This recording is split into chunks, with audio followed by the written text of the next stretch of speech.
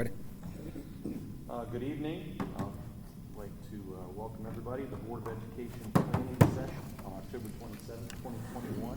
Mr. Bigham and I get the roll call, please. Mr. Abbott? Present. Mr. Bratton? Present. Mr. Jimmy Johnson? Mr. Rod Johnson? Present. Mrs. Sherman? Present. Item C will stand for the pledge of allegiance. I pledge Allegiance to the flag of the United States of America and to the republic for which it stands, one nation, under God, indivisible, with liberty and justice for all. Item D, approval of the agenda. Do you have any questions, Mr. Vaughn, any additions? No changes. Okay. Can I get a motion, please? So moved. Second. Motion made by Rod Johnson, seconded by Mrs. Sherman. Mr. Bigham, roll call, please.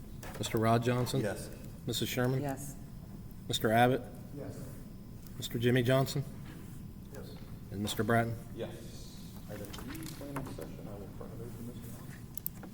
All right, so first bit of information, obviously, what has dominated the past 2.5 years of school, or 3 school years now, it seems like, is COVID-19. Just always want to make sure you feel informed and aware of how it's impacting the district. Right now, things are going pretty good. We have one active staff member who is in isolation due to being positive. We have 0 students that are positive right now, and we have 0 students in quarantine. I meet with the health department every Friday. The cases have continued to climb down over many, many weeks. Last week, the cases were down 27% over the week. We're down to 173 point something cases per 100,000 in Fairfield County right now, so we continue to move in the right direction. In terms of updates, obviously, for those that feel that it is right for them, vaccinations have been available for children 12 and over. The FDA will be meeting to decide here in the next few days if emergency use authorization should be approved for children ages 5 to 11. So that may give some parents that choose that route another option of protection potentially. But I expect November 2nd or 3rd, they think that there's going to be an FDA decision or meeting, and then vaccines may be available for all school-aged children. In terms of quarantines, obviously that's been a huge issue, a lot of work for school nurses, administrators, myself, I've been involved with that. Obviously the Ohio Department of Health has had guidelines in place since the beginning of the 2020-21 school year, and those have been modified at times to try to keep kids in school more than out of school, but they continue to be an issue for families and for students. I had been talking about it during the summer and early fall. I wish the Ohio Department of Health, if they were going to have guidelines, would have put ones in place that would have been compliant with legislation that was passed in the summer. That legislation was House Bill 244, and it became effective October 13th. And it's pretty clear that we cannot require individuals to engage in state law. The revised code does not allow schools, higher institutions of learning to engage in certain activities, or require people to engage in certain activities or take precautions based upon their vaccination status. Again, that is House Bill 244. And the Ohio Department of Health, their guidelines have always, this school year, have always distinguished between vaccinated and unvaccinated. Now that that law took effect, that's why we saw the Ohio Department of Health come out this week on Monday and obviously issue some new quarantine guidelines that isn't about vaccination status. It's simply if you're a close contact in a school setting, on a school bus, playground, classroom, cafeteria, if you're a close contact in the school setting and you're a student or staff member, you can continue now to stay in school as long as you remain symptom-free, and you should wear a mask for up to 14 days, which would typically be the quarantine period. If you decide that, if you decide to test, you can decide to test to reduce the use of the mask after 7 days. If you test negative between days 5 and 7, you can take the mask off after day 7 and continue to go to school, but people have to keep in mind that if they then test positive just to get a mask off, potentially they could have a asymptomatic or a positive test, which would then keep them out of school. So they might be better off simply going to school and keeping a mask on during that period and just get through it. But those are the new guidelines that are in place. Good question. Good question. So they can continue to participate in athletics and band and choir, other performances, sports. The same thing. They need to be symptom-free. They need to wear a mask as much as they can on the bus, to events, in the huddles, on the bench with the team. If they, again, if they want to get out of taking that mask off after 7 days, they can test. But if they test positive, now they're out of school and out of sports for 10 days. So it's, I've got this on our website for parents to obviously see. We sent out some messages about that, but it is right here on our website, so parents can see what the guidelines are for extracurricular, co-curricular, and classroom settings. So I think You wouldn't anticipate, or maybe since Mr. Lewis sitting in front of us too, OHSA implementing any type of different rules than what? I don't. They've been consistent. They have followed the health orders. Once the health orders were taken off, they have made recommendations about precautions, but I don't see them. I think they value the importance of kids having access to their activities, and I don't see any additional guidelines being put in place over what the Ohio Department of Health or Fairfield Department of Health, would put in place. So that's obviously where we are with the quarantine. I don't know if there's any discussion or questions or anything that anything you need clarified from that, but it's a good question about activities. And right now, it's pretty much the same. You go to school, go to your activity, wear a mask as much as possible, and I think that's really going to help. It's another step closer to normal. I think, whether it's next spring, next summer, I don't know when they're going to get out of this quarantine kids that are close contacts. At some point, once the vaccines are available and families have that option to choose, I think they'll eventually get to the point where it's like the flu. If you're sick, stay home. I'm not saying the virus is like the flu. I'm just saying I think it could be handled that way in the future. So, Sean, what was the turning point for Fairfield Department of Health? Because at first they were hesitant, and then, I know you sent those emails. yeah, I think the big thing is that, in our meeting, I was a little shocked, I'm going to be honest. The health commissioner had no idea that Franklin County and Licking County and Lorain County and Warren County had already made this move a week before when House Bill 244 took effect. And they were going to wait for the Ohio Department of Health, but the problem that was presenting was that we have Pickerington schools in Fairfield County that is in the jurisdiction of Franklin County Health because the city of Pickerington has a contract with the Franklin County Board of Health. So we have kids in Pickerington who live in this county who were no longer being quarantined a week ago, but kids at Bloom, Carroll, or Fairfield Union, or Amanda, or Liberty Union were being quarantined. That didn't make any sense. And then on top of it, Eastland Fairfield Career Center was following Franklin County. Well, Fairfield Career Center has 16 affiliate schools, and many of them are in Fairfield County. So kids living in the same county were not even being treated the same in terms of quarantine a week ago. And I pointed out that we have students that go to both Bloom Carroll High School part of the day and the Fairfield Career Center. Well, they would be allowed to go to Fairfield Career Center if they were a close contact, but they wouldn't be allowed to go to Bloom Carroll High School for the other part of the day. It made no sense. And I did really push for this, but the Ohio Department of Health realized that this is a huge issue in terms of compliance with the law and treating students differently based upon vaccination status because of their quarantine guidelines, and now they've made that switch. And I hope this is better. I hope this is more consistent. It's compliant with the law, and I think it's one more step closer to normal for schools. So that's all I really have on that particular topic. Great update, thank you.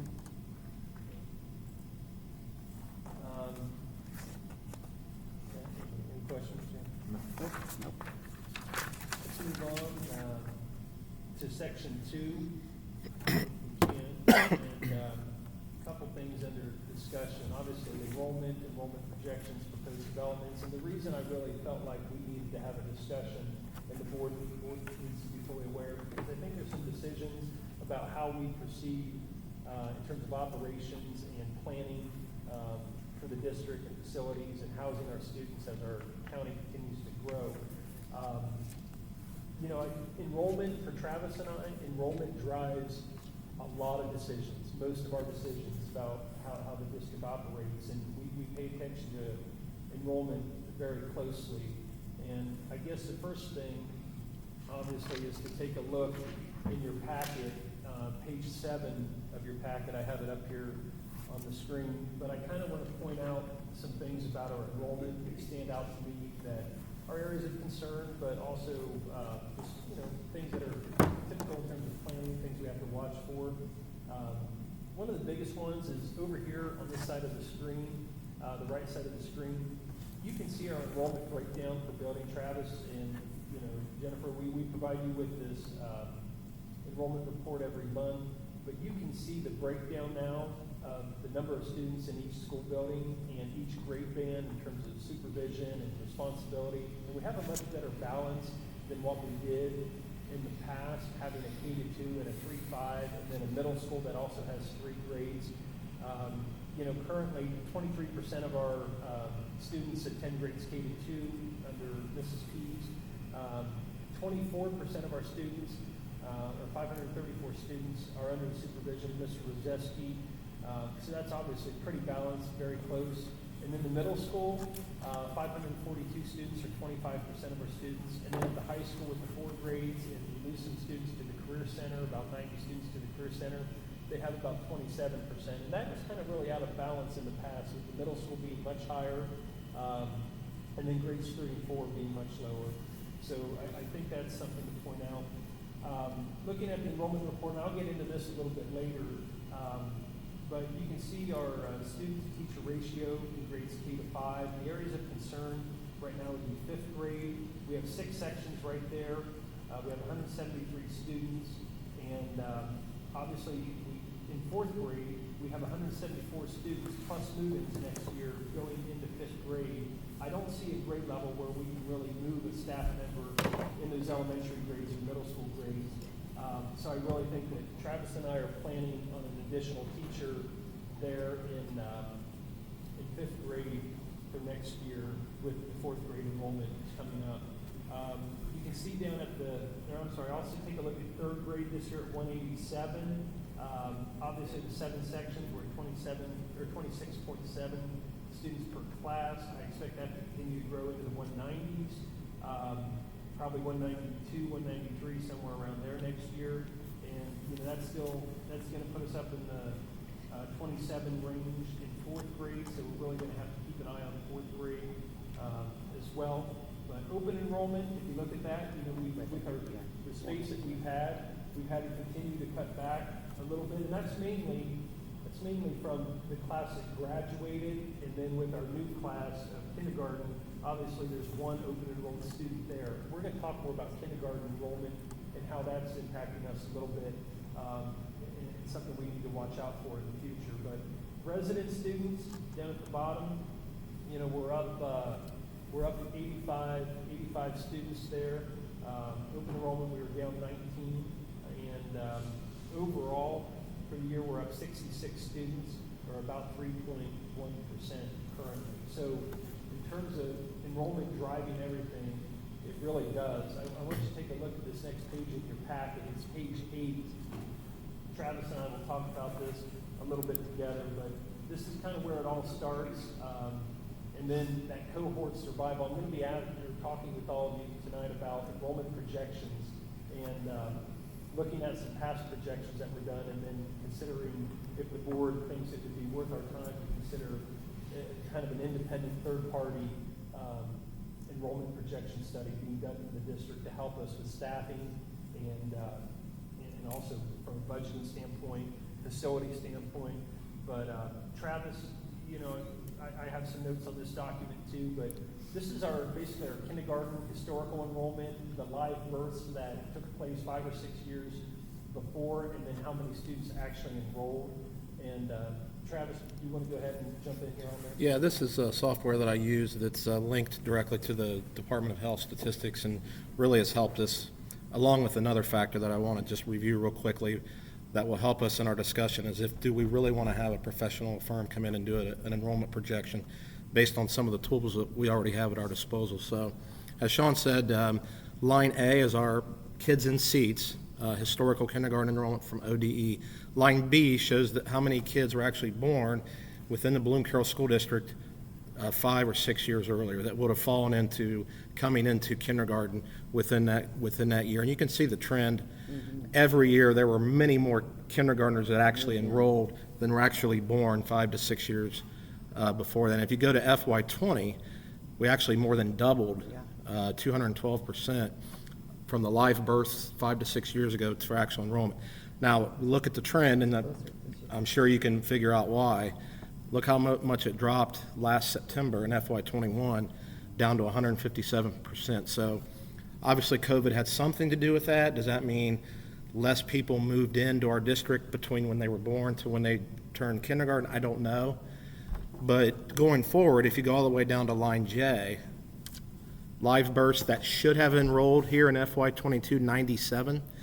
If we went with the pre-COVID percentage, that average of 186%, we probably would have been around 180 kindergartners this year. And if you go back up, we're only at 158. So the ratio for this year was about 163%, so still much lower than it has been. But look at the live births in row J for 23, 24, and 25. It's not going down. In fact, for FY25, if we look at the kids who were born in 20 and 19, it's our highest that it's ever been that I can remember. If we were to return back to that ratio, You're looking at 200. we could be looking at 200 kindergartners Or more. soon. Yep. Again, maybe not. Maybe the housing actually has slowed down, or the kids moving in. I doubt it, but Doubt it. I think it's more or less a product of them keeping them home. Yeah. Or my homeschool, maybe starting them later. Yep. The other thing, Sean, if you go back up to, that's all right, the actual enrollment report that we study are the mobility factors. If you go to the far right where it says change, so from last year's kindergarten to this year's first, we gained 10. None of that was open enrollment. So either they moved in or they just decided to send them. So you look at the mobility factors when they're going from first grade to second grade, second to third, third and fourth. We also take years worth of that data and apply it to say, all right, here's the live births, here's the mobility rates. Normally we have more move-ins like at 6th grade or 9th grade for athletics or performing arts, but not so much this year. But so those are two factors that we really, it's not a perfect science obviously, but that we're really trying to work with that shows, we might be 190 to 200 here. We're already there in a couple there, but just wanted to show you those two tools, as we move into discussion of how much we really want to look at a firm coming in and doing additional studies on this. Sean, I know you're gonna go over this future thing, this study you guys did in 2017, but how spot on were they with your analysis? So before you get into it? good point. So that's what we're going to get into. And the reason why, let me give you a little bit of history here. When you enter a ELP project or an OFCC project, CFAP, ELP, they have some other projects. The first thing they're going to do is an enrollment projection, and they're going to project your enrollment for 10 years. That's all they're going to do. And the history here with OFCC is that early on in the late 90s, 97, 98, they started often these demographers, these companies that do enrollment projections, have a high, medium, and low enrollment projection. And for a while there, OFCC was over-projecting how many students were going to be living in a school district. So facilities were being built that were too large, never really came to fruition. And so the complete opposite has happened in the last 10 to 15 years, and they've been very, very conservative in looking at the low enrollment projections. And I believe personally that it's being done due to funding as well, because they co-fund based upon the square footage needed. If you need less square footage, and the state General Assembly allocates a large chunk of money, that can be divided up over more school districts if they say you each need a little bit smaller part, rather than saying you've got a few schools that get a lot of funding. So I think there's a lot going on behind the scenes with these enrollment projections, and some things that are unforeseen unforeseen that happened, but what I can tell you is that things for the board to consider. We could go back to OFCC, who's already done a report, and basically give us the same report, but in order to get that approved, sometimes you have to enter an ELK project with them, okay? And you don't have to proceed, but I kind of want to see an enrollment projection from somebody else, another company, besides one directly working with OFCC.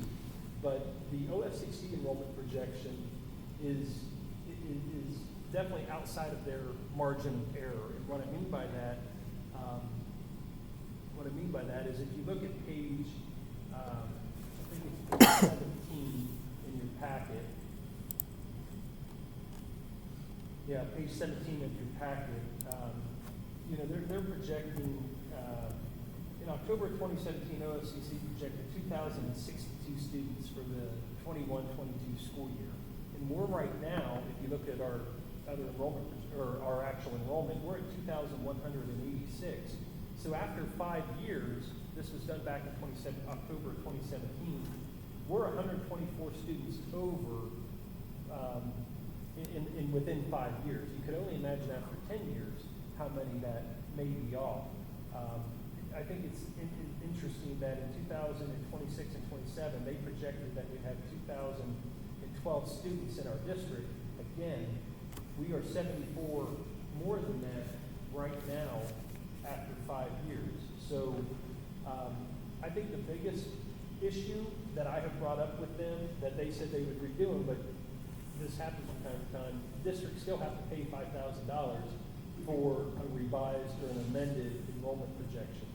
So if yeah, No, you're saying you would rather see it. I would rather see it. If we're Which gonna may spend money, right, which may cost more, but Yeah. you're obviously. They will do another one for free, but not until we get to CFAP. You have to go see.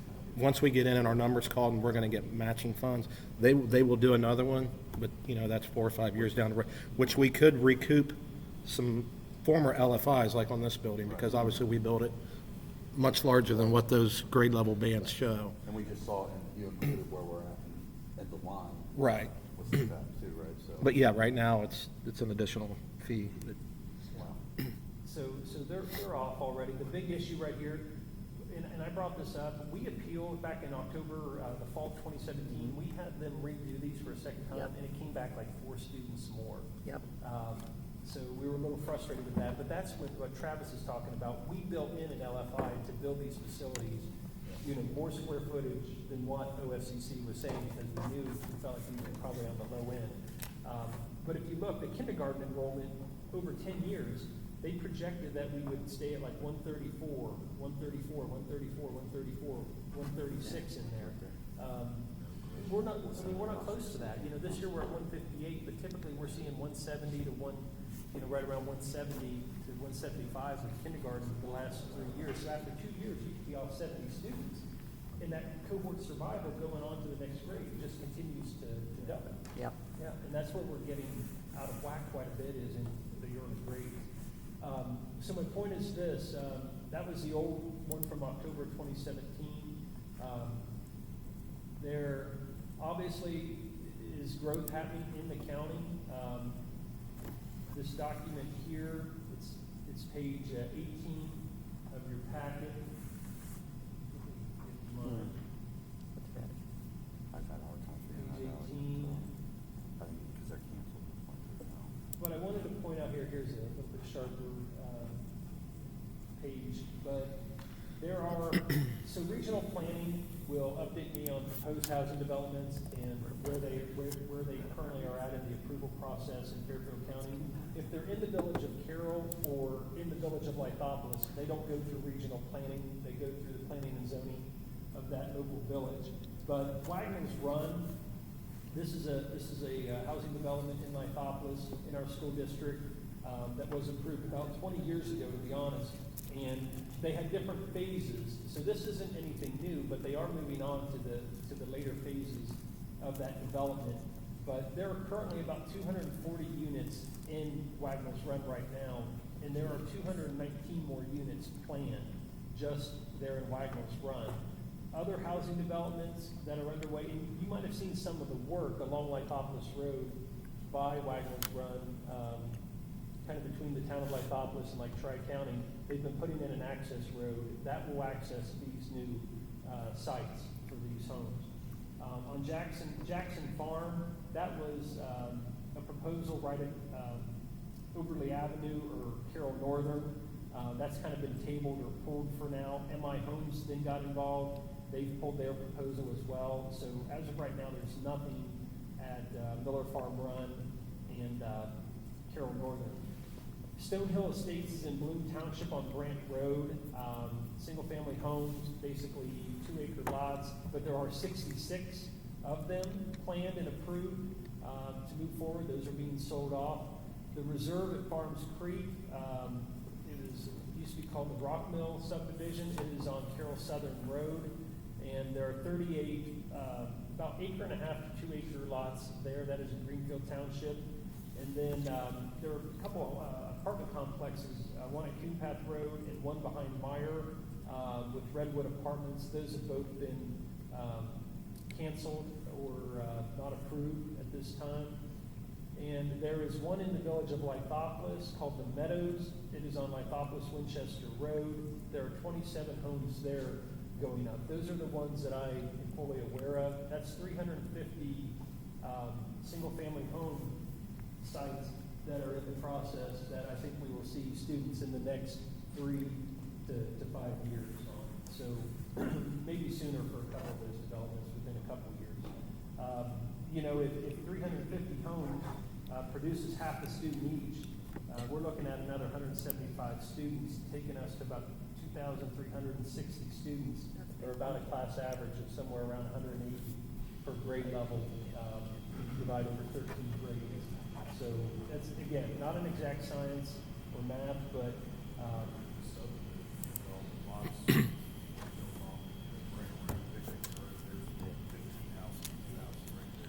exactly. Those are ones that are even there. Yeah. So what I've done is I've provided the board. I did get a proposal from a company called Cooperative Strategies. They have worked with many school districts, some close by. They do not work directly with OFCC, and they provide district-wide enrollment projections using the cohort survival method, and they also use housing studies, and we can basically decide what level of enrollment projection we want. The one we got from OFCC was very basic, basically cohort survival. An option for us is to look at district-wide enrollment projections using the cohort survival, but also looking at a student yield analysis. I think there's a table here on page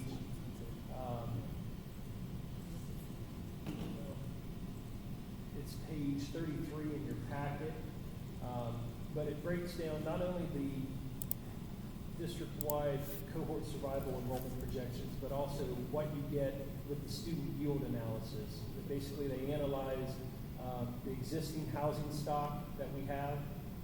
If you go to the next level, it's a subdivision yield analysis, which I'm personally interested in.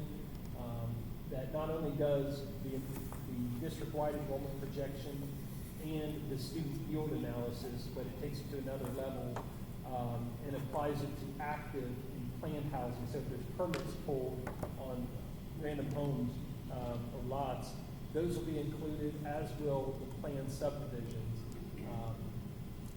And I'll go over cost here in a minute. And then you have the student potential analysis. The thing that concerns me about the student potential analysis is that could be way, way off, and that incorporates not only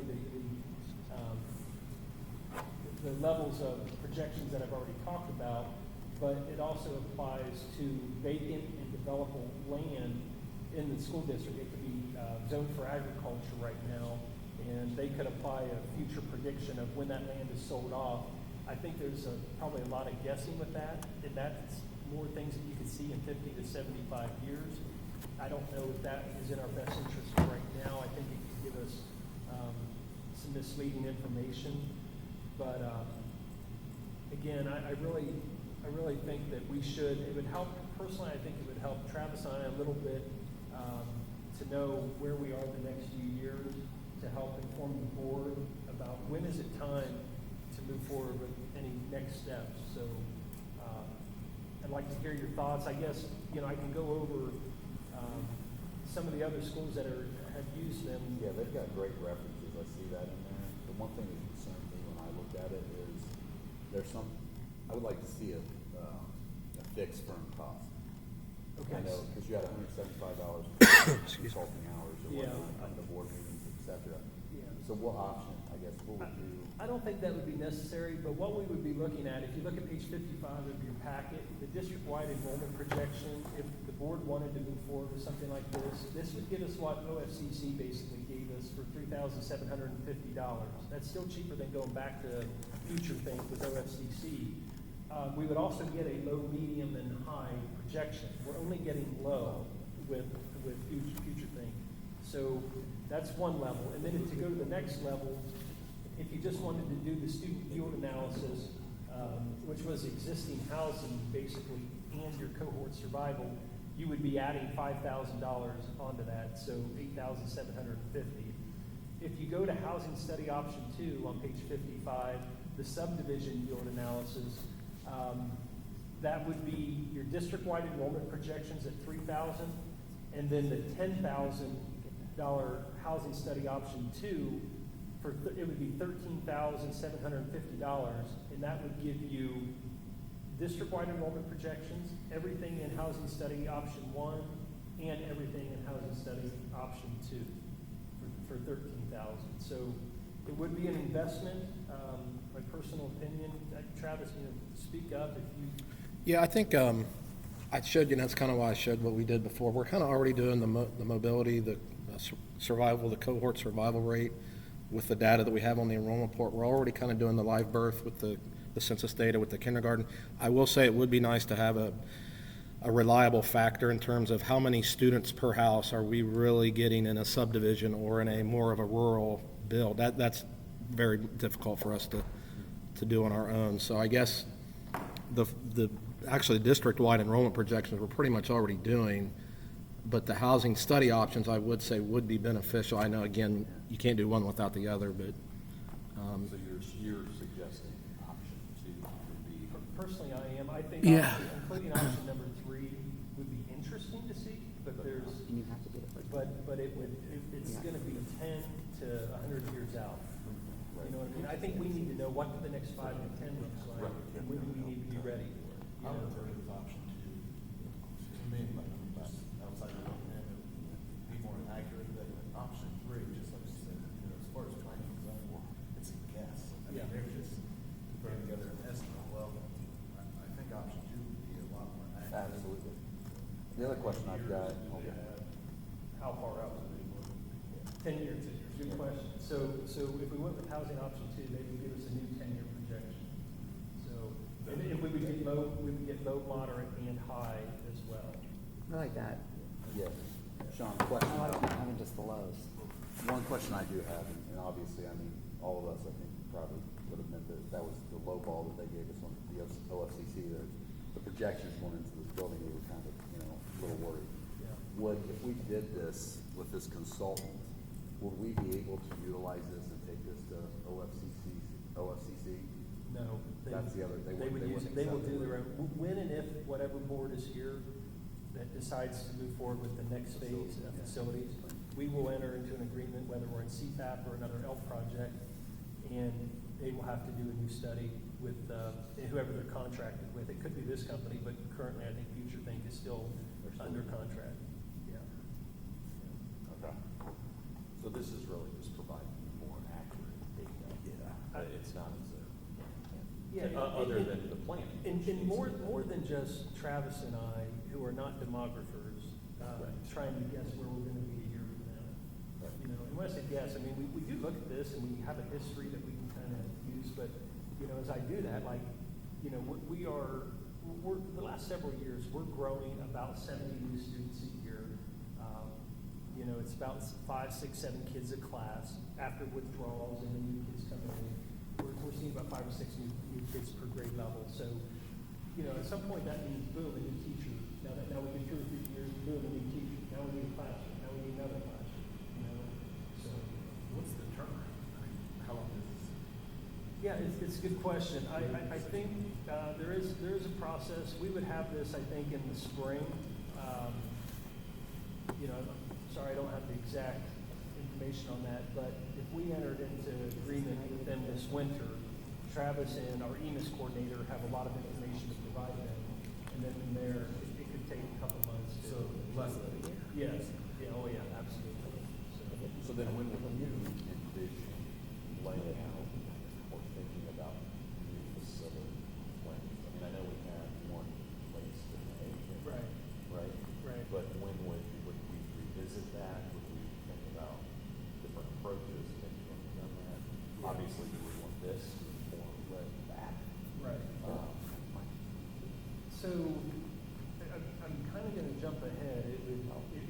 We're definitely gonna get to that, but I think we're okay for a couple years, right now. And I'm gonna go over our current staffing, our current, classroom space here in the elementary school, what's open at the middle school, what we have, what options we have at the high school.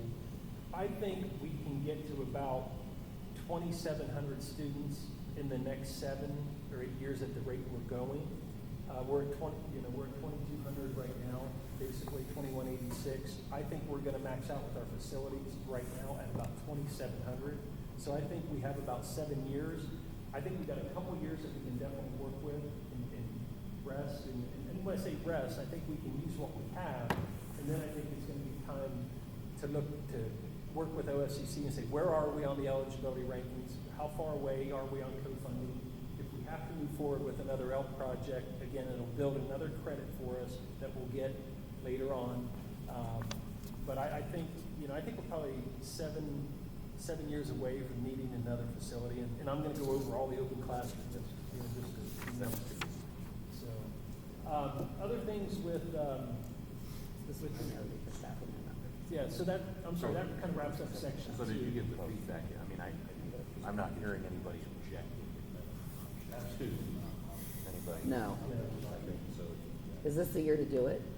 I mean, is it appropriate to do this year? Well, Travis and I will talk a little bit more. This will be a purchase service, obviously. There would be a $13,000 expense. I think it's a good time. I don't think we can put off planning and getting these numbers because you gotta stay about 5 years ahead. A construction process takes about 5 years from beginning, from levy to planning to, pre-levy, design, concepts, getting out to the community, passing an issue, the design phase, the construction phase. It's about So a this 5 isn't year. primarily for staffing? This is both. We've used Initially it for both. staffing, but Initially will be for used staff. also for How future long facility. before we need to maybe move forward and need more facilities?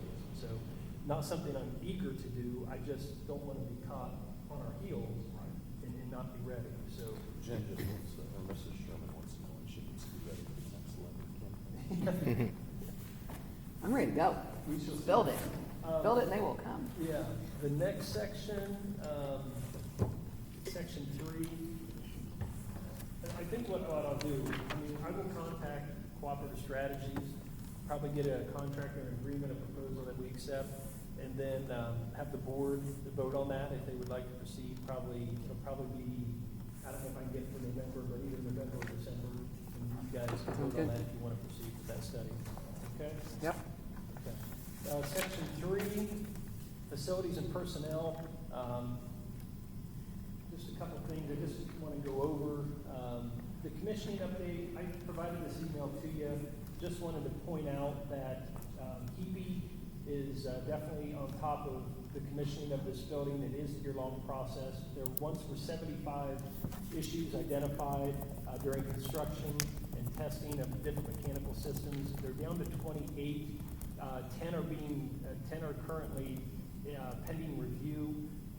But HEPE is staying on top of this to make sure that we are getting a functioning building in a way that our community paid for it. So we will be, this December of 21, weather permitting, they will be conducting tests of all the mechanical systems to make sure they're working in they're all designed to work at 0 degrees Fahrenheit, so to make sure the heating systems, pumps and everything are working properly. They will continue to work on that this this year. And then they'll continue to evaluate the indoor air quality for LEED credits, for that LEED certification, and that's tied to co-funding with OFCC. I'm not going to go through each item in the issues log. I've sent that to you. There's little things about just unit heaters and mechanical areas that need addressed, things that had to be added during construction. So there's a few items in there that, you know, Summit continues to work with our commissioning agent on, and I didn't know if you had any concerns or questions about that. We did, so we entered a contract with them right around the construction phase 2, and their job is to make sure Summit Construction and all the engineers that designed all the mechanical systems, that they're all on the same page, that it was designed properly, that it functions as it was designed, and as the specs called for. So that's whose job is to kind of watch out for the district and see that through. Rental part construction. It's all, yeah, it's a requirement for school projects to have a commissioning agent anyway, so. Let's jump page 74 in the packet. So again, we're kind of revisiting enrollment. I just kind of highlighted for you here the areas of concern. 5th grade next year, 4th grade, a little bit of concern. We have a large 9th grade group of 195 students. They're going into their sophomore class. We really won't be losing any of them, so that class can continue to grow a little bit. We don't see a lot of move-ins your sophomore year, but we will need an 8th section of courses like English 10, U.S. History. Those are all courses that sophomores take. So Mr. Conrad and I have talked. The counselors are aware, working with Mr. Conrad when they do scheduling, that sophomore class that all sophomores are in will need. That means maybe a teacher that is typically taught just sophomore English will now teach sophomore English and maybe an elective, and another teacher will also have a couple sections or a section of sophomore English and maybe junior English as well. Those days of just teaching one grade level are long gone, and in most districts around here, that's not happening. No. It's nice when you can do that, but those days have come to an end in our middle school. It's starting to trickle to the high school. You can see we're averaging right now about 23, 24 kids per class, but we do have a few pockets in K-10 that we have some concerns. So the reason so from a teaching standpoint, I wanted to address that. From an administrative standpoint, I just wanted to show you in our district profile, and I'm not recommending any change at this time, but on page 75, you can look at the district profiles, and you look at our personnel data and the number of administrators. We have 11. This is on fiscal year 20 that this data was relevant for. The pupil to administrator ratio was 1 administrator to about 191 students.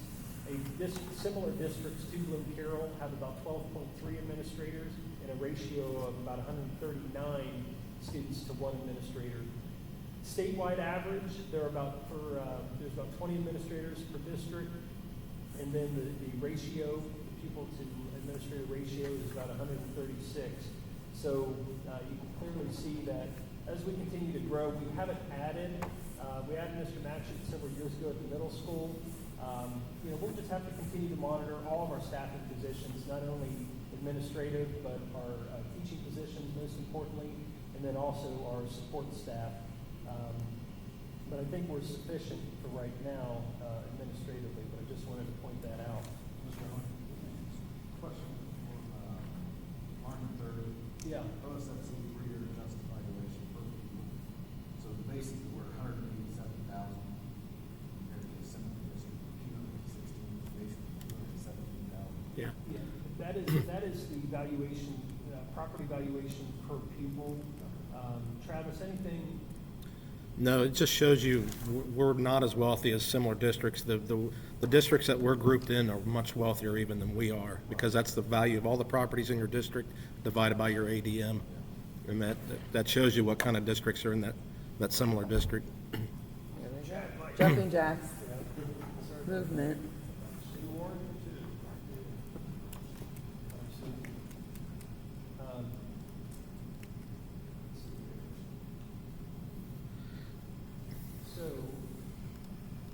classified staff, for now, I think food service, IT, we're okay. Yeah. Administrators, that's super. That does not include Travis and I. Yeah. It does not include Travis. Maintenance, I think we're fine. We've got all of our grounds covered. We'll keep an eye on that. Aides and secretaries. Aides are really dependent upon student needs, especially with special education. Transportation, Mr. Johnson asked last meeting. We have 16 middle school and high school bus routes, 16 elementary school bus routes. We have 3 van routes that are special needs routes. So we have a total of 23 drivers.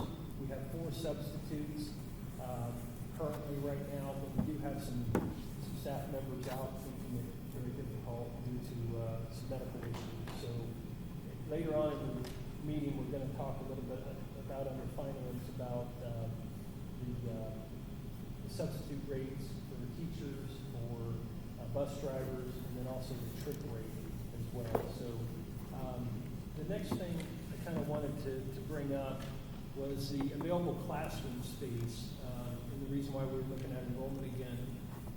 If you look at this document here, the available classroom space in the buildings right now, in grades K to 5, there are 58 total classrooms. If you count the gym, you can split it in half, that would take you to 60. But that's obviously for phys ed. But we have 6 available classrooms in the elementary. We have some flex spaces. We have 4 flexible spaces that are a computer lab right now. We have some special education rooms, teachers with their own rooms that could fit several students. Typically, special education teachers are not in the room all day with students all day at this age. I believe we have the capacity for about 230 more students in this building. Our current enrollment in the building is about 1,044. We did in the design process, we were able to get the building up to about 1,200. We put 48 classrooms in it. If you took 48 classrooms times 25 students, that's 1,200 capacity. And then we got some of these other flexible spaces. At the middle school, we have 6 open classrooms. We have 1 special education room that's a little bit smaller, about 600 square feet, using about 25 kids per space. I think we can get another 175 in there. I think we're in good shape at the middle school as we grow in grades 6, 7, and 8. The current enrollment is 542, and the maximum student capacity will be right around 700. At the high school, that's where we have problems. 40 total classrooms. So people always bring this up. They say, well, why don't you just flip the middle school and the high school? There are more, even though there's less square footage, there are more classrooms in the high school than there are in the middle school. We do have some flex spaces that I'll show you here that we could use for classrooms. I think we could pack in another 100 students. We have 600. I think we could pack in up to 700. And so if the available student capacity, we have room for about 505 students. That takes us up to about 2,700 students if we added 505. Again, we're averaging 70 students a year. If you look back, this is a rough ballpark estimate. That's 7.21 years before we're at capacity with our current facilities. What'd you say on the high school? Extra 100? Extra 100, yeah. It would be really, really tight. But I want to talk about some options. If you look at the screen in front of you, we're at page 77. This is the first floor of the elementary school. There are some classrooms.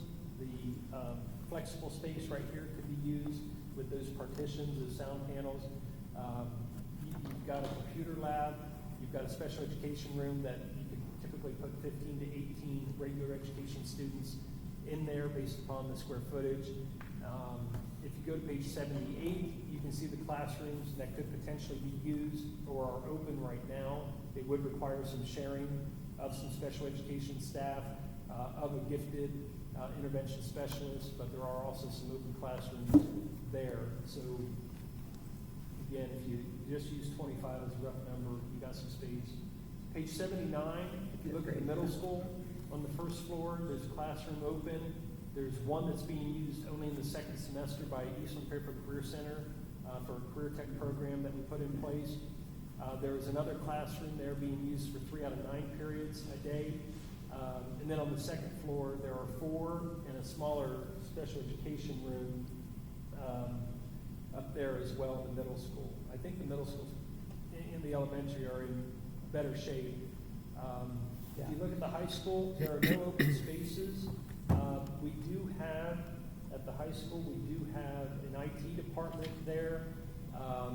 We have a STEM lab that's being used as well.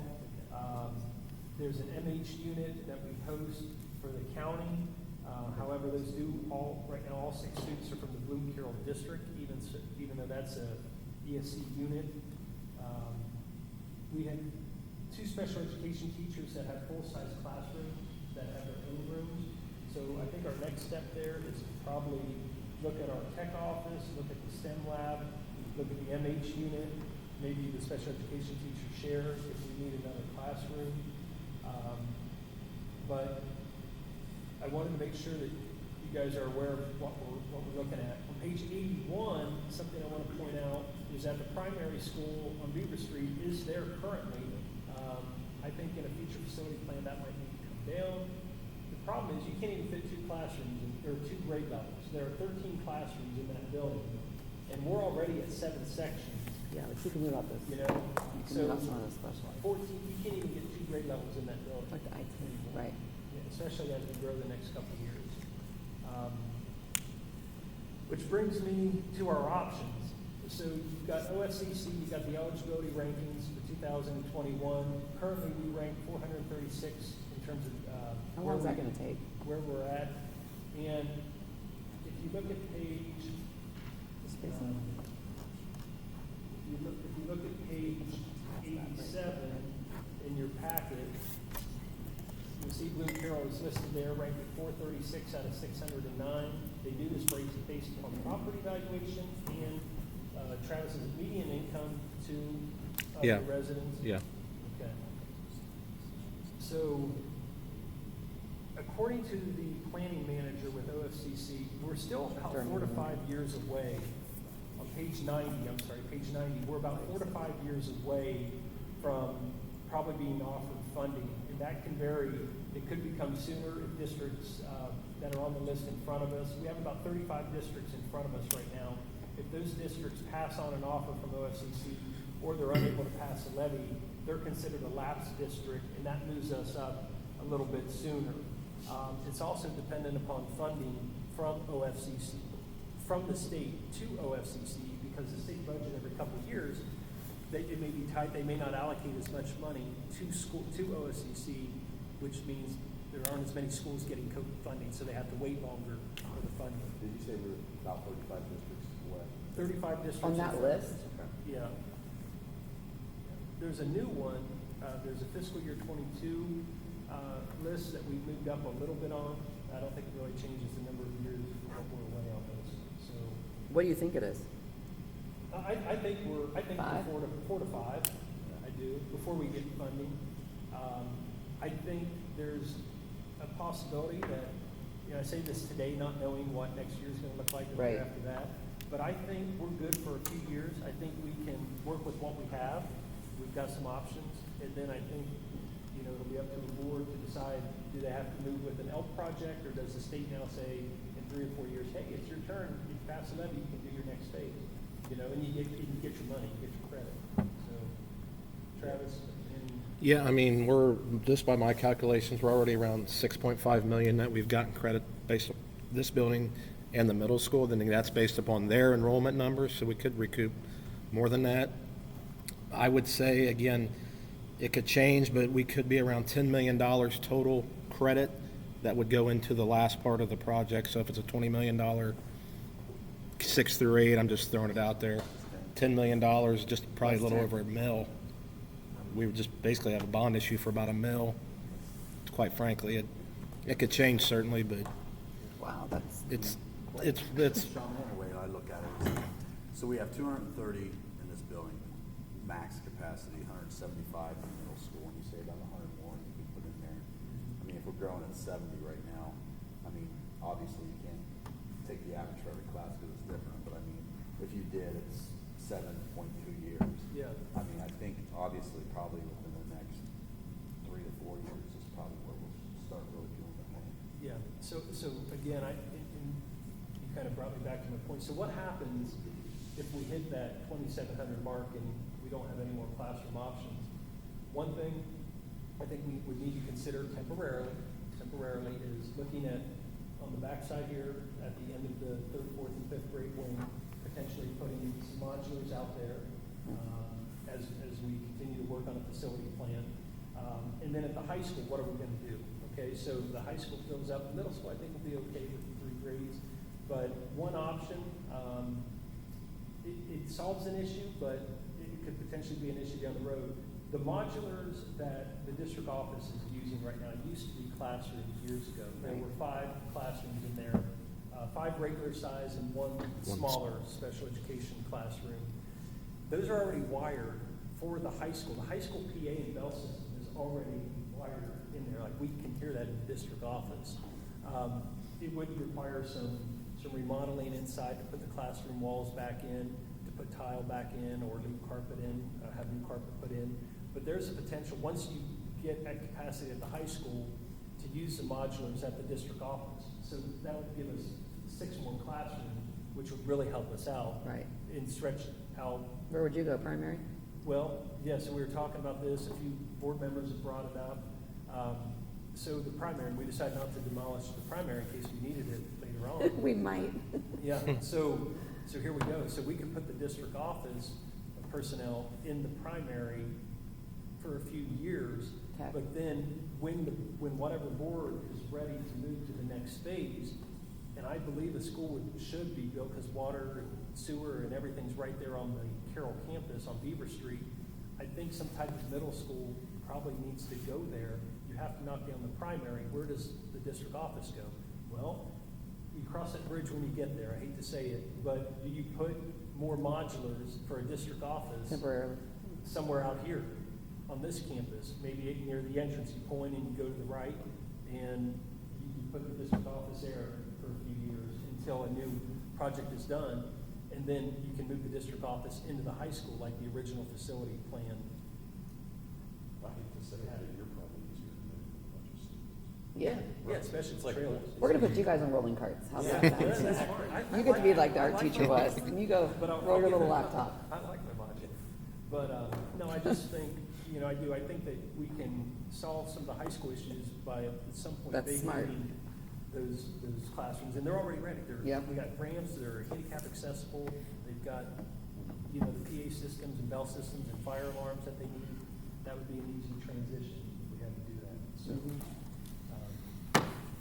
the next thing, I don't know, any thoughts? Do you guys feel, I guess what I wanted to say is, do you guys feel like you need to start an updated facility plan right now? Do you, based upon the space that you see, I'd like to hear your thoughts. Do you feel like we are okay with the space we have? I believe we're okay for a few years. I think we are, me personally, and maybe Mr. Abbott and I and you, we're gonna have a meeting around this. I know we haven't met in a while from a facilities perspective, but, I think now's the time to plan. We'll look and actually update the phase approach that we do have in place now, so. Or is it now, it's not. It's not when you're under pressure, exactly. Well, right, or is it your whole enrollment projection study in the spring and then in the fall? That's what I was- We're Yeah. opening the whole facility. Get that started. Right, so then you have a better baseline. Absolutely. And you can have a facility plan without entering into an agreement Right. with OFCC to move forward with the Right. project. But they would come in and do a new assessment, they would do the new enrollment projection study. I don't know how much, honestly, I just don't know how much trust we would put into that. That's why I also think we need to get kind of a third-party take on our history, and that'll kind of help us too as we look at it. I'd love to show them how we're over capacity, what they predicted the 4th time. Oh, I'm not shocked. We knew that. I'm not shocked, I'd just like to show them how off they were, Yeah. 18 months later, 2 years later. Yeah, I think, Sean, we can discuss it on our next board meeting, but I think we should get together and just reevaluate that with Mr. Abbott and myself and the group. Other things, modular removal, Travis and Dennis are really working on this. A couple of them, the least ones, that might be Wednesday and Thursday, the first week of November, that we start to get those out of there. There's a few others that will be going out, in about 2 to 3 weeks, somebody's coming down to do an inspection, and, then we'll get those removed. And, I think there are 2 more, that could potentially be purchased. Travis, do you have any update on the modulars? Dennis? No, just what- They're all gonna be out of there in the next couple months. Just what you said, I had a note to update the board in November, that board meeting, but if anything has changed. So, next topic, I asked Mr. Little to be here because there's a few items that he's been discussing with us that he feels needs to be done. One has been on our radar for a while with the press box, but there are a few items here with turf. And I asked Mr. Little to come in and explain the current condition of our turf, his concerns. We knew this date was coming, how long we got out of the current turf, what we, what the concerns are, and then what a new proposal looks like for field turf options and replacement. So you, yeah, well, I guess I want to know, tell us the condition of your turf field. So we're in year 11 of our existing turf. We thought, we hoped to get 10 out of it originally. It's okay. I don't know how many of you have been on it recently. If you get an idea, I'll get into this later, but this box is pretty much the turf that we have right now. So this is basically what our turf looked like 11 years ago. So if you've been out there now, it doesn't look like grass. It looks like carpet. It's just flat, which is normal for whatever turf product you want to buy. So it doesn't, the goal when you do turf is you want it to play as much like natural grass as you can. And our field does not play like natural grass. It's not unsafe. We actually, unsolicited, we had a visitor a couple months ago who ran a test. It used to be the GMAX test, where they missile drop on different points of the field. They give you a hardness scale. That became big when all the concussion piece was going through the NFL and everything. Now there's a different measuring test they run that's big in FIFA, in the world of soccer. So they still use GMAX, but he came out and did it unbeknownst to us, just for informational purposes. Actually, a sales rep from the company we used originally, who went out of business, is back in business. But anyway, Matt came out and did it. I didn't even know he was here. Sent me the report, just said, hey, I was in the area, did this test on your field for free, just for informational purposes, take a look at it. When you look at that standard will tell you our field is too hard. But that's not something that's widely accepted currently. The GMAX test is, and we're still well within that threshold as far as a safe field, if you will. But those are the 2 biggest concerns, I guess, for me, is we are getting to the point where it's going to reach an unsafe level when we take a test, and that's the last thing we want to, as a district, is 2 or 3 years from now, we try to stretch out the life of that thing. Years ago, 10TV did a public records request from all school districts requesting GMAX results, which we had just had done, so ours was in good shape, but that's the last thing we want to do is get caught and say, oh, we did a GMAX test, it's not safe, and we'll practice and we'll fight on that thing, really 7 days. So if you walk out right now, if you walked out with that box and looked at what's out there now, you would say, this is not the same stuff, but it is pretty much the same stuff. I think the big thing about what people would like all do, I think you know, because you all have kids in the district that are using these facilities, but our turf field is used every day.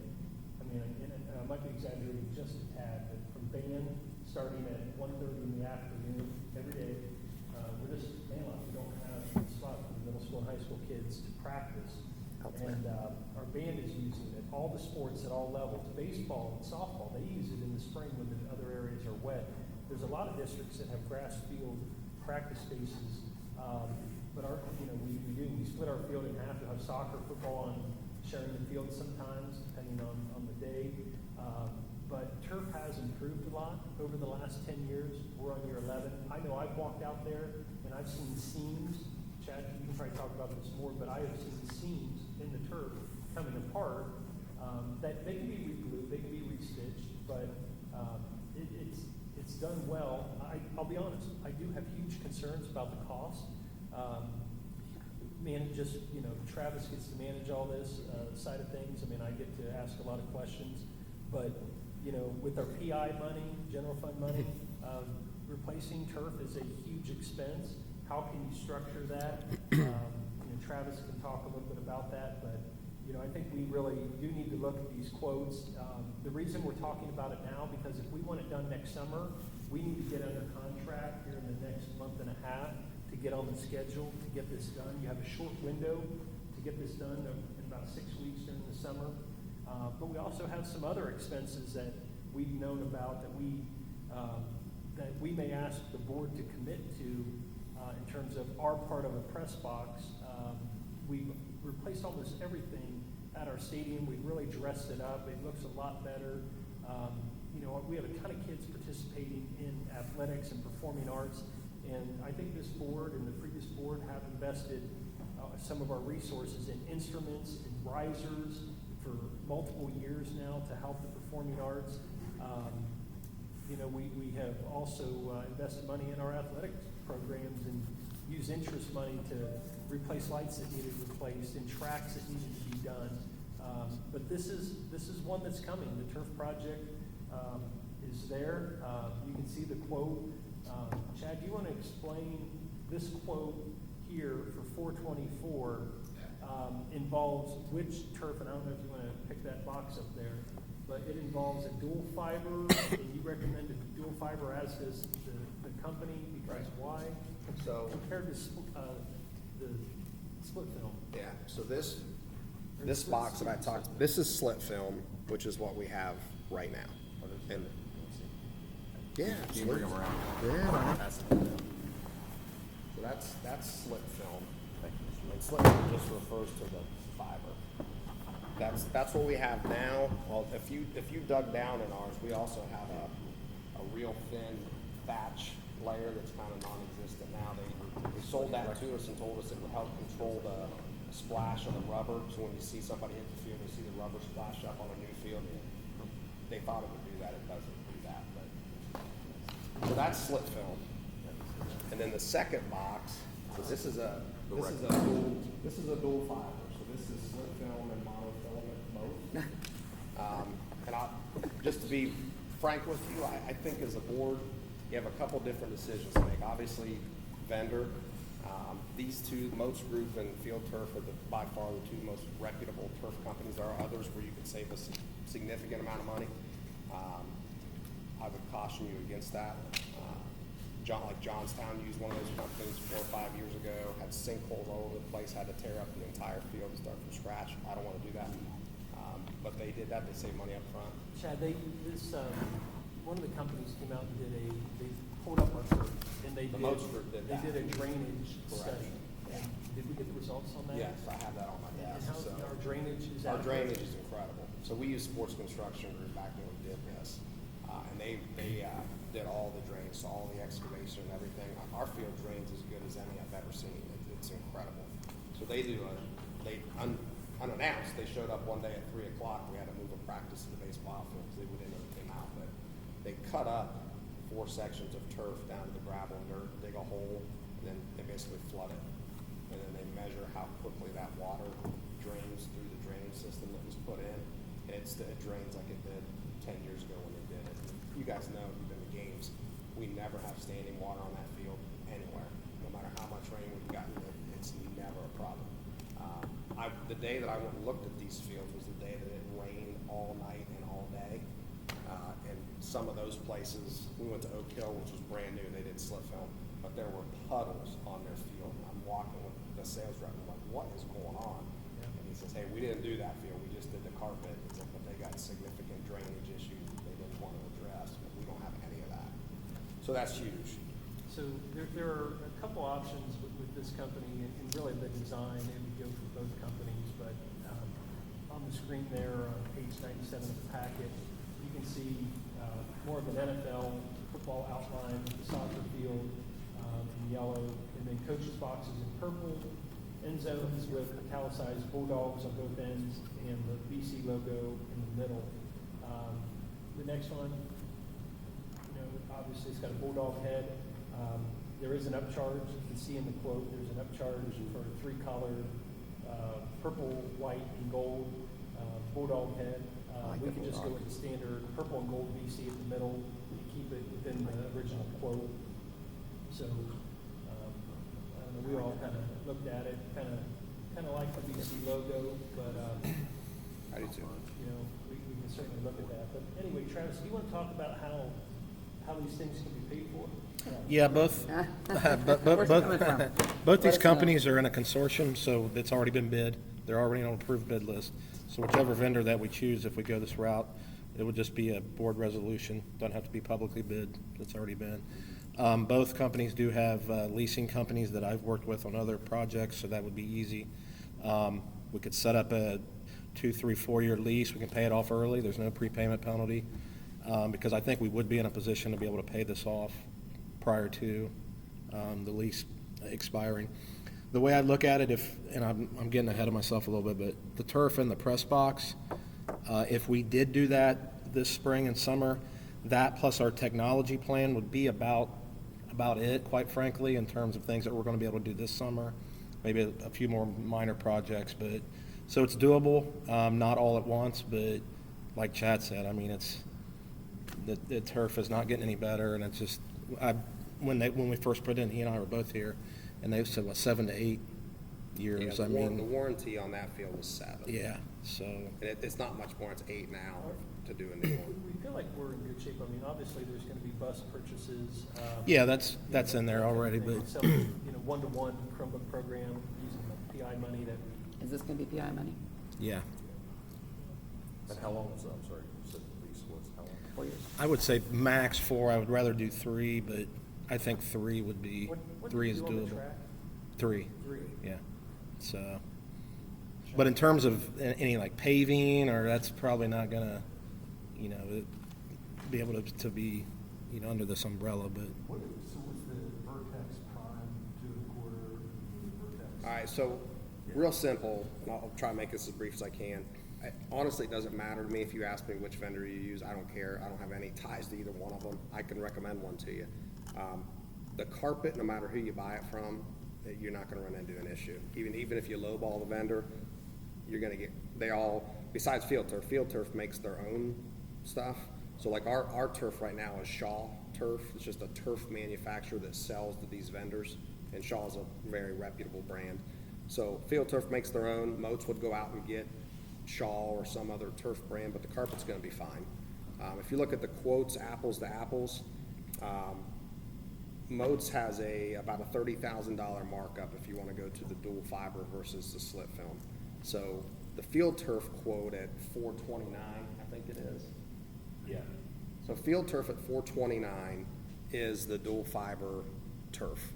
So they will do dual fiber for about the price that Moats would do the slit film. Then Moats would charge you another $28 to do the dual fiber.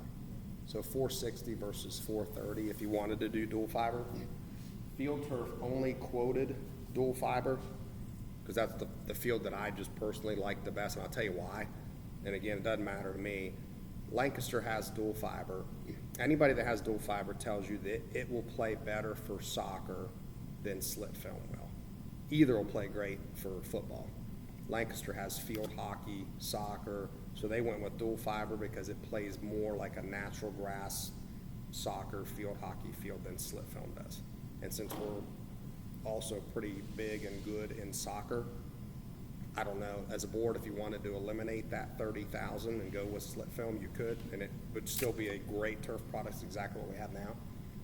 Dual fiber would play just a little bit better for soccer. I mean, that truly is the only difference. So there is about a $30,000 savings if you didn't. On that dual fiber though, Chad, if it gets to where it is now, it looks like it's a carpet out there, is the dual fiber, is that a slower process, or how does that work? Part of it is that turf is just aging better. So I went to Lucasville Valley. They have slit film. It's 7 years old. It looks brand new. We walked on it in the pouring down rain. I'm like, this is 7 years old. Their coach was there. He's like, yes. He's like, it's unbelievable. And he said, we don't touch it. We're supposed to groom it. He goes, we do nothing to it. Is that what we have now, the slip film? We have slit film. Yeah. But ours doesn't look that good. No, not at all. And we've groomed it extensively. Dave Gosling used to do it every 2 weeks. They say every Ours 2 weeks. Lays down flat. Yeah, but over time, it'll I've been all on lay it, I down know. flat, but man, they're getting great value out of theirs. So the dual fiber has slit film. So there's slit film and monofilament. It's up to you. The other markup, if you look at field turf, so they're at $4.30, and that is for the dual fiber. Slit film is about 15 cents a square foot cheaper, if you want to do the math on that. Both of these boxes, and I have this flyer, I asked them to send this to me, if you just want to look at it.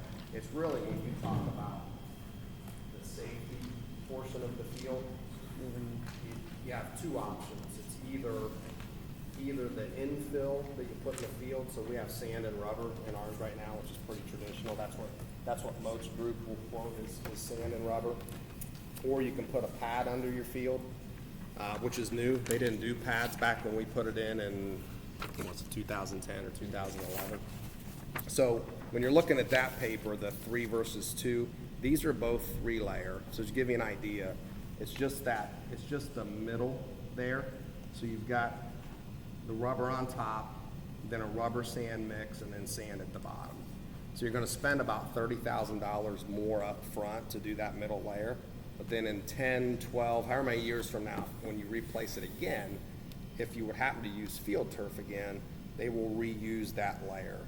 So you save about $20,000 in today's dollars on the back end. So you put in 30 to get it, and it explains it to you on the bottom. Has the lowest injury incident rate of any turf out there. And that's 30 higher than what's there on the wall. Yeah, so you would pay It's an about additional. $460. It's this voluntary add right here, the 25/7. That's to go from the 2-layer infill, which is what we currently have. We have a 2-layer infill right now. So that's the problem. That's the prime. Yeah, that's the prime. And then the other thing is just the backing on the turf, so all the way down at the bottom, how it drains out the bottom. What we have is this perforated, so you see the holes, so water has to get to those little holes and then get into the gravel and the drain. This one has like channels that the water goes out, so it drains much better. Drainage has not been an issue, but that's the 2 biggest differences. Completely up to you. I would say if I were you and money wasn't an issue, I would say do dual fiber and do the 3-layer. But you can save money if you go slit film and do 2-layer. That's kind of your 2 big decisions. So what's your recommendation? I would recommend that you go with field turf, you do 3-layer and do dual fiber for about $460. And it'd be $460 with the other one just without the layer. Correct. Right. So most groups gonna be $430, it's gonna be a 2-layer, and that's gonna be slit film. Or you're gonna pay $460 with them to get to the dual fiber. Without the 3-layer. Correct. And most group would recommend you do a pad, which is gonna cost you like another $100,000.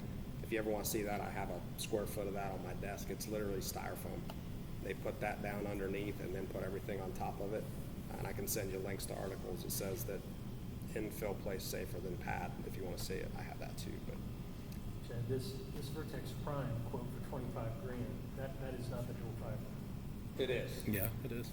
That's just adding the 3-layer infill. Yeah. Let's jump to the next project then. This is really dependent upon what the boosters plans to do, but a few years ago, the boosters wanted to do a press box replacement. I think just over a year ago, about within 2 years, there was a quote for about $129,000 for this entire project. From the same company. From the same company. So now, we're looking at, for the boosters, they're looking at $178,000 for a press box that they kind of picked out and worked with Chad in terms of what would meet the needs of the district and of our coaching staffs and the events that we hold out there. And then on top would be a camera deck for an additional $16,000 that the boosters would be responsible for. So we have worked with them and said that we would be prepared to ask the board to fund the foundation and the understructure, the I-beams, the frame that it sits on. So basically asking the boosters to partner, they wanted to partner with us to provide the press box. So right now, the boosters have been raising money. They are in a good position. I think this quote kind of hit everybody a little hard, surprised the boosters and ourselves. But you know, the boosters really, Chad has said in November, they're going to meet to make a decision if they would like to make this donation to the district for us to receive. But I think it's important that the board understands what our costs would be looking at. And we would be looking at basically, you know, $30,000 for the I-beam, the understructure. The freight is about $5,000. The installation cost is about $12,500. The reference to a foundation is not accurate. We got a quote on that at $30,000.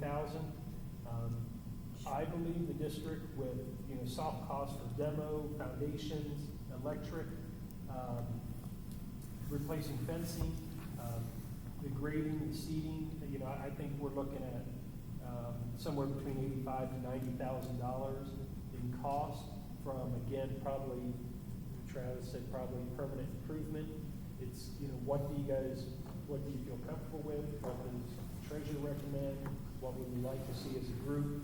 Ultimately, what would the board want to decide? These are things that, you know, any donation would have to be accepted by the board, put into an account. A fund would have to be created. It would be used only on the press box, and we would oversee the contracts and approving that and seeing that installed next summer. If the boosters decides to wait, then there's nothing we can do. We're not going to replace that entire project. So it's really up, at this point, we're kind of waiting to hear what the boosters wants to do. Chad? They're in the 160s in their capital improvement fund. They have other funds where they, you know, do vehicle purchases and all that stuff. They're And this very, is part of the Marlowe Mills, Yes. right, that those funds? Yeah. That's right. Yep. It's amazing. You guys know, I know they haven't raised it yet. One more night at the races. I think a second night of the races sounds great, because I missed the last one. Let's do it again. Spring and fall. I like it. They're doing it. They'll never not do that. So just know, I just want you to be aware of this, that we probably have about $80,000 to $90,000 in soft costs if we want to proceed with this. So the boosters will make their decision. If they want to make a donation, it'll be up to the board to approve that project. And same thing, we need to get under contract this winter to get it on the schedule next year. Travis has already kind of talked about, you know, how we could manage both. So the pictures of the press box, what it would look like. Chad, you want to point anything out about it?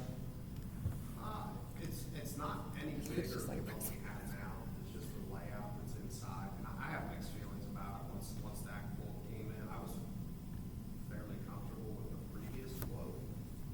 Obviously fairly comfortable, it's not my money, but I think it's necessary. If I need to prioritize the turf, the press box, some of the other things you guys are talking about, this would fall at the bottom for me. It doesn't benefit students directly, without question.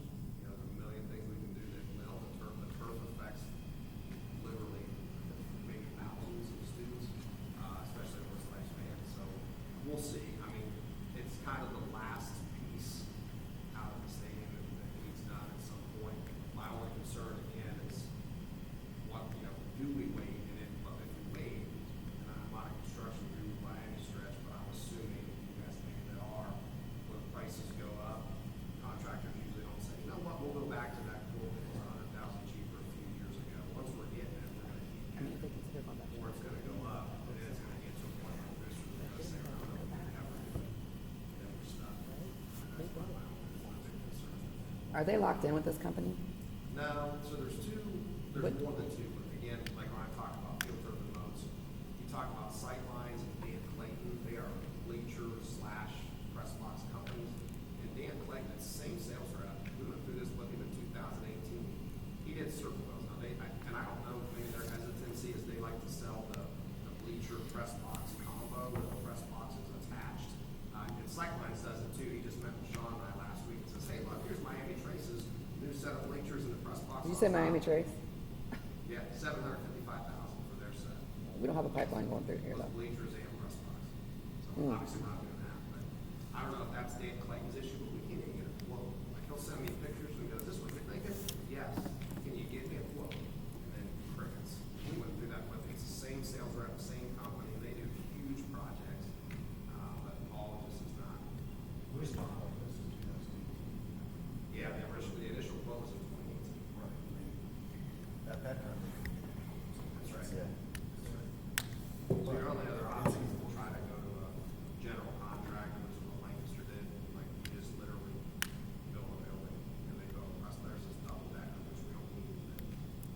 Those lights didn't come out of TI, right? Another option is like the Which, general contractor The new lights. from the ground up. Stadium. no, they came out of bond Part of interest. that is, by the time you do the engineering, I mean, it's basically prefab.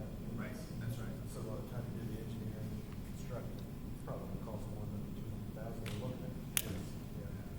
Really, my opinion is the ball's in the court of the boosters. I mean, if they feel they can move forward, I think Travis and I felt comfortable that we can make it work too. My plan with the boosters is to tell them, initially that camera deck on that quote, it's like $17,000. The biggest complaint from a coaching standpoint of our current press box is too low. Mm-hmm. And part of that is our bleachers, we need bleachers too, by the way. Our bleachers in the stadium are truly baseball, softball style bleachers. Yeah. So if you go to a newer stadium, you notice the slope of the bleachers is much higher.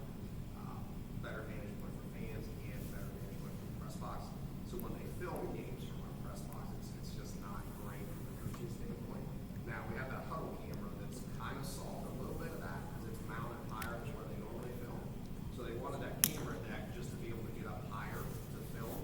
But that huddle camera is going to be mounted 3 to 4 feet below even where they would be on the roof.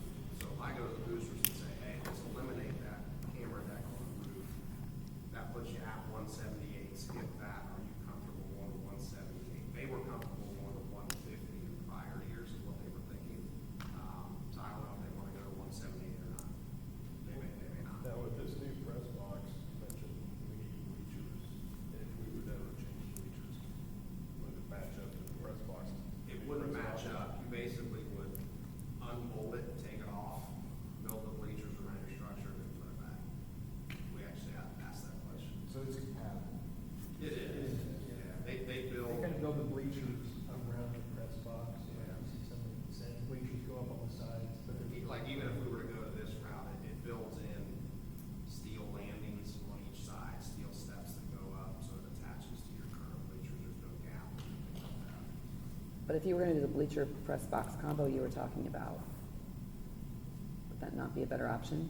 Just wait a couple years till we need both? For $700,000. But I mean, I don't know, it doesn't make sense to put a brand new press box and then 3 years later put in new bleachers that now you're using an old press box when you could have waited and done it all at once. I don't disagree. I don't know, I mean, it's the first I'm hearing about the bleachers, so, Yeah, it's just too expensive. If the boosters, 3 years from now, don't have the money. fair enough. And for that group, they want to spend that money. Right. Which I Before think they they're not, you know, they're not a bank, they don't want to hold on to money. So Right. I think if they Right. decide to not do this, and it doesn't look like foreseeable future, they're gonna press me and say, what else can we do with this money?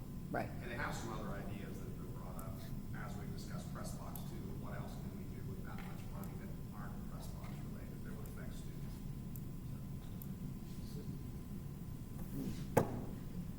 Next thing I wanted to share with you. Thank you for your time. Are we moving on? Chad, you can stick around. If you got a few I was gonna say, he's got a place to be. Yes. It's just not. So, you're done.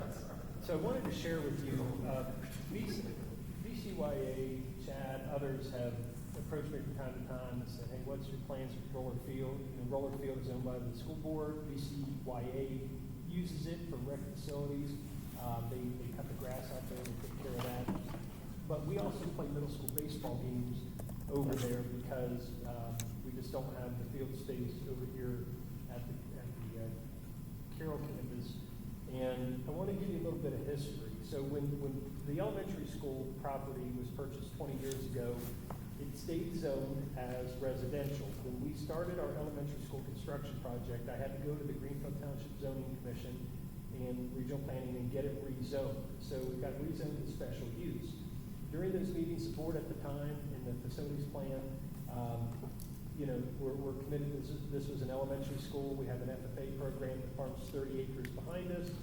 And, you know, at the time, there was no plans to put recreational fields out here, football fields, baseball fields, those types of things. We did put in some green space where elementary programs can practice, like BCBA football.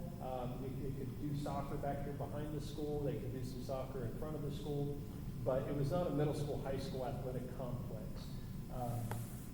So obviously, the school board's changed. That plan can change. I just want you to be aware that those questions were asked in that zoning meeting in 2017, or actually January of 2018.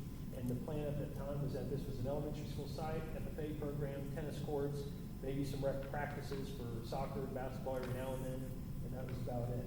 I wanted you to take a look at Roller Field in Lithopolis and the middle school baseball diamond. I remember I played Little League baseball on that diamond when I was in the early 80s. And that fencing was probably there at that time. It is in really bad shape. The backstop is in such bad shape that it's almost, I believe it might be a safety issue. And what I mean by that is if you look at some of these pictures on page 109, you can see that the fence is two parts in the middle and actually curled up about head height. If you're a catcher, you throw off your helmet, you run into the fence, you got fencing that kind of bows out. It's just warped, it's standard chain link fence, which is fine, but it's in bad shape. And I wanted you guys to be aware of that. I wanted you to consider, in terms of middle school facilities, if we're gonna continue to use this for middle school baseball, do we make an improvement to the backstop? Do we try to help the condition of the field with some infield mix? I know Jason Best has talked to Mr. Little about it, our varsity baseball coach. I've had BCYA approach me about wanting to maybe partner, and since they use the facility too, they wanted to talk about some improvements. But I think there are some basic things due to safety that we need to do in just a basic level of a middle school diamond that might include some diamond infield mix that could run $4,000 or $5,000, and we're getting a quote on this backstop that is in really bad shape to take it down in front of the dugouts. But there's something else I wanted you to consider, just because people have asked about this, is on page 120 of your packet. I asked a civil engineer that had worked on this site to give us an overlay. I've had people approach me, hey, what would it take to put a middle school / JV baseball, softball diamond behind the elementary school? And I wanted them to explain the history with the FFA and that we value the land lab out here. But you could almost take the green space that's already excavated, this swale right here that I'm showing you with the outline. There's a swale right here that drains to the catch basins here. We would not have to put any additional drainage in, but it would require some excavation. I got a ballpark quote from a company that did excavation out here on the site of about $20,000 to excavate standard baseball and softball fields from JV middle school level, not a varsity diamond. That green space would be taken away, but there is other green space in front of the school. There would be green space in the outfield that could be used on both diamonds, but the infield, would potentially be sod with just cutouts for bases. But I guess what I want to tell you is, for about $20,000 of excavation cost, and my understanding from talking to Lancaster City Schools, because they put middle school diamonds in at General Sherman and Ewing, they looked at about $115,000 of cost for both a baseball and softball field. That did not include the backstop. For both. So if the board wanted to consider this more, this could be something, but I want you to understand the history, the value, of everybody's concerns or opinions. It would take very little. You can see right here, it would take a little bit of farming land right now and out here, but not much more. And then this really isn't any big change over here on a softball diamond. And this is kind of an access point to get in. There would still be room to get in from different points, but this is an option. But I also think that we really need to look at improving Roller Field, at least for the next couple of years. It would be a couple of years, even if we started doing work a year from now on potential diamonds back here, it would be another year before they're mature enough to really be able to play on. But as long as we have kids over there and kids in this community are playing on these diamonds on our property, you can see the bottom of the fencing here at Roller Field. You can see the middle of the fencing, the top of the fencing. It is in pretty bad shape. Roller Field is about 40 acres. Did you take those pictures? This 20, No, 20.2. Yeah, it's like 19.7, yeah. Yeah. Our Carroll campus. We is- sold the little portion where the water tower is, so it's right at 20. Mr. Hahn, real quick. Yeah. How much, if we would go this route with these two behind elementary, and obviously we'll have to discuss a little bit of some of the issues before with some of the Yeah. residents, but how much farming for FFA would be left if we went this So route? I used a tool on the auditor's website, and we would still have about 27 to 28 acres available. What do they have now? Right about 29 to 30. So it wouldn't take much. Yeah, it wouldn't take much away. Did we keep the sunflowers? Yeah, you can still do that. Yeah, they can still do that. But Talk I about want the you to important things. Be aware of that. We are going to get a quote, maybe something that Travis, Dennis, and Chad and I move on in terms of fixing that facility over there, because people from other communities are coming here to play middle school baseball, and that's what they see. Or summer leagues or fall Summer. leagues over there playing. Yeah. I mean, it's more, Yeah. even another opposing team can go Right. over, I don't want, people playing.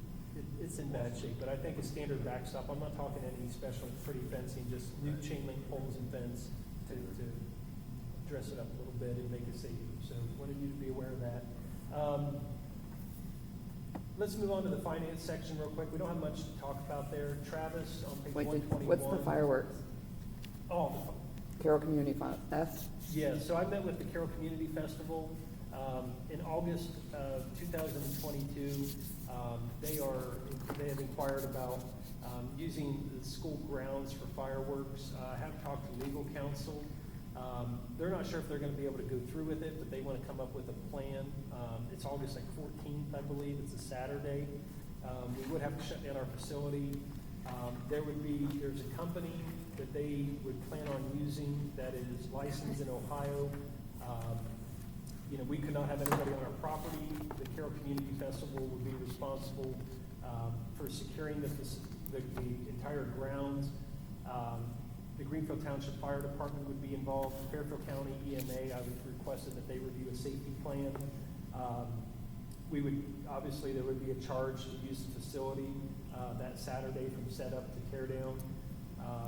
We talked about a indemnity and hold harmless agreement with our legal counsel and with the Carroll Community Festival. We also suggested maybe some other local entities that they check with about another option. But I just wanted you to be aware of it in case you heard or saw through social media that Sure. they're talking about maybe doing fireworks on school At the grounds. school, okay. We talked about up near the softball diamond parking area as an area, and of course, the fire department would be here, law enforcement would be here. Nobody could be on school grounds. They would have to make sure the site is fine by the time they leave that night, and that the field turf is fine, the schools are fine, that there's no issues with that. So I just wanted you to be aware, in case you heard something about, Sure. the Carroll Community Festival planning that. So, Travis, you want to go over in finance? Yeah, just, I know we're up against it a little bit, so just real quick. Just an update, the last update I gave you was in July for the construction interest earnings, page 121. Since then, we added line 14, scissor lift. We added line 19, being able to get some more technology within the interest funds. 25, 26, and 27, again, getting some things at the elementary that we were not able to get in the original construction. And then line 34, we were able to replace the gym lights in the middle school with some excess interest funds. So if you look at line 39, we have encumbered or expended the entire amount of construction fund interest that was earned on the original 30 million. In the box below, beginning at line 41, with the original $30 million project, we are under budget at the time, 1.04%.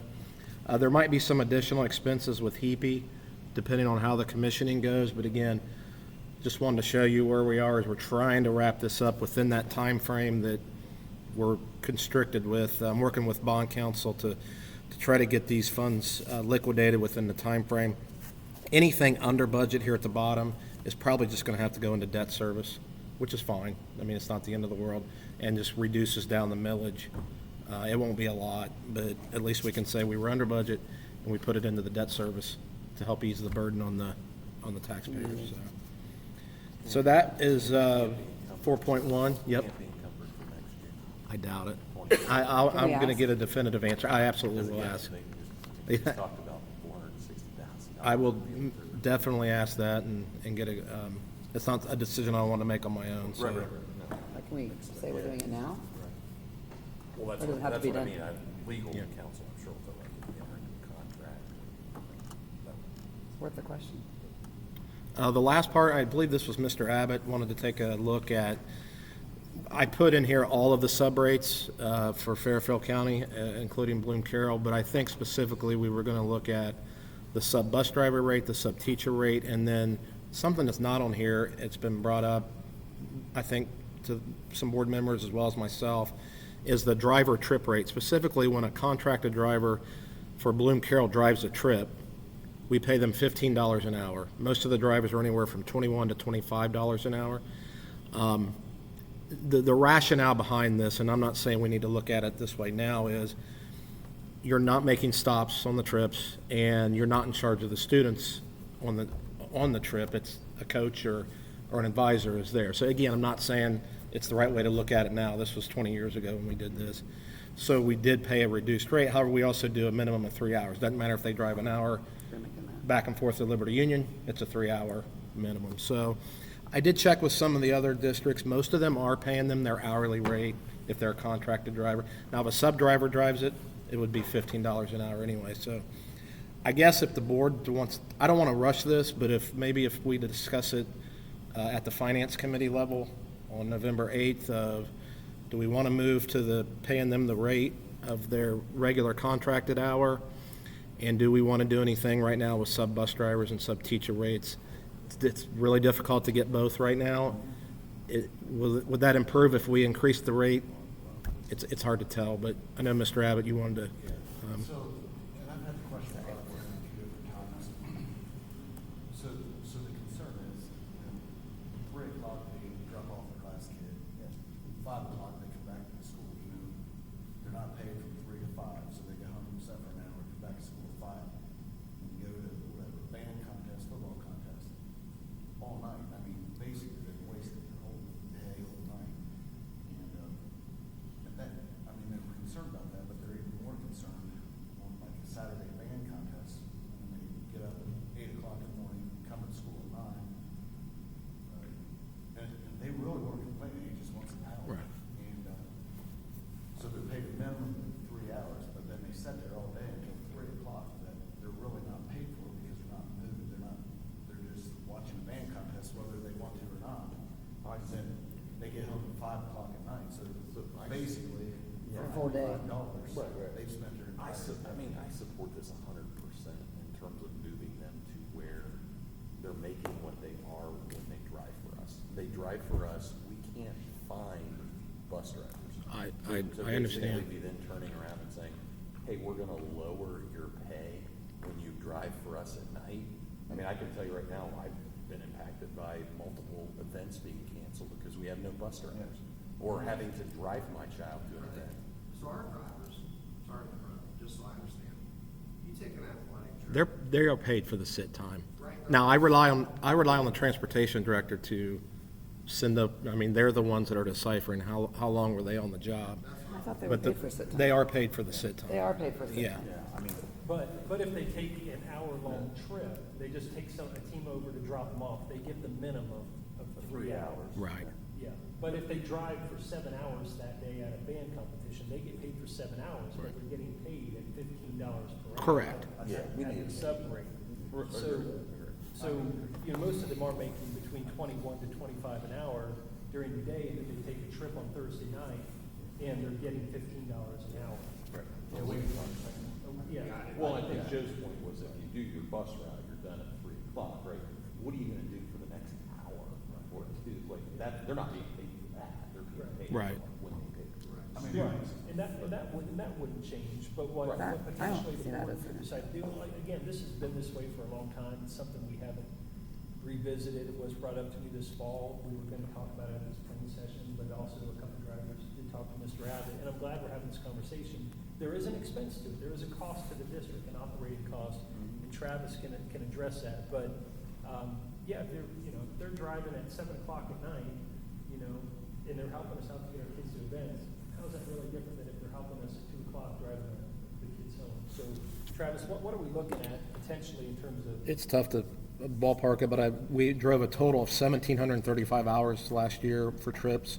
The average bus driver makes 23, so $8 an hour difference, about 13,000 different. You know, it's not a huge investment annually. Now, last year certainly there were less trips, less field trips, Right. with everything going on, but that's ballpark. I think that would help us, and obviously it would help more of them want to drive after hours. Yeah. I mean, because I know, Jimmy, as far as the private sector, if I told one of my guys, you're gonna work for $8 less tonight than you are this afternoon. I get it. And to be honest, I was surprised to hear the other districts are mostly paying them their hourly. I guess it was kind of I think if we do the hourly rate and still do the 3-hour minimum, because you get up Saturday. morning, right. Right.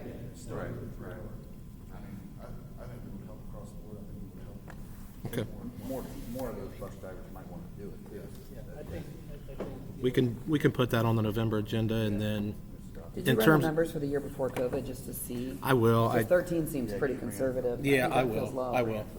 Yeah, You know, what's a more comparable year? yeah, I Because will. nobody was playing ball. I mean, let's compare it to a year that would have had So say it's, full access. Yeah, say it's 20, 25 is still. I agree. yeah. We can bring it to the board at the next meeting, and then we can put it in place for the, beginning with the winter trips. Yeah. So the next thing, substitute teacher pay, a lot of them have been increased. We still have 4 or 5 districts right around $90, $95.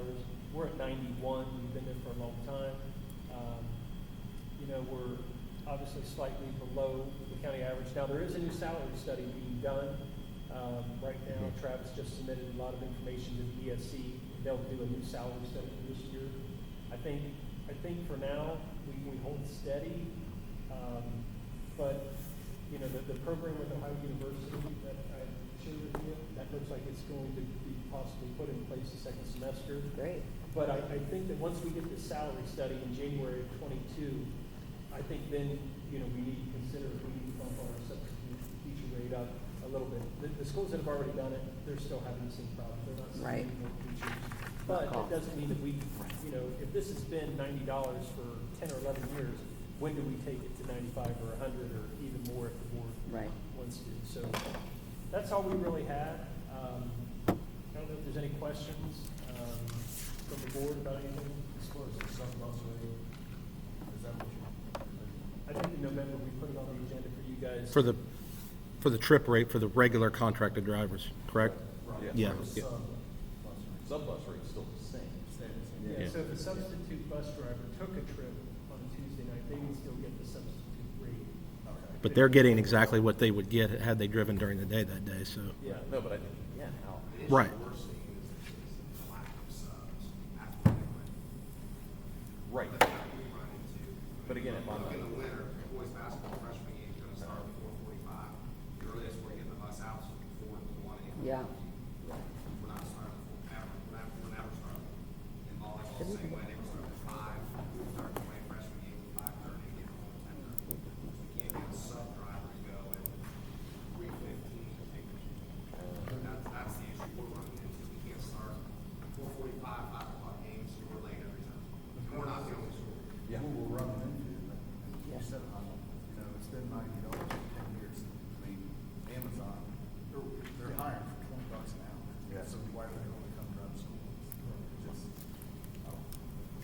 No, I think it's something we needed to revisit, and I'm glad we did. Is that something, Travis, you can run analysis on?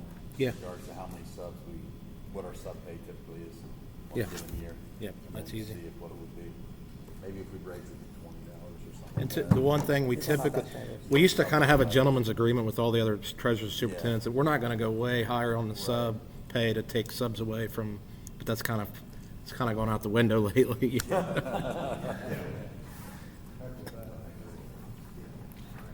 Any other questions for Mr. Hahn, Mr. Baker? Can I get a motion to adjourn, please? so second. Motion made by Mr. Abbott, seconded by Mr. Johnson. Can I get a roll Mr. Abbott?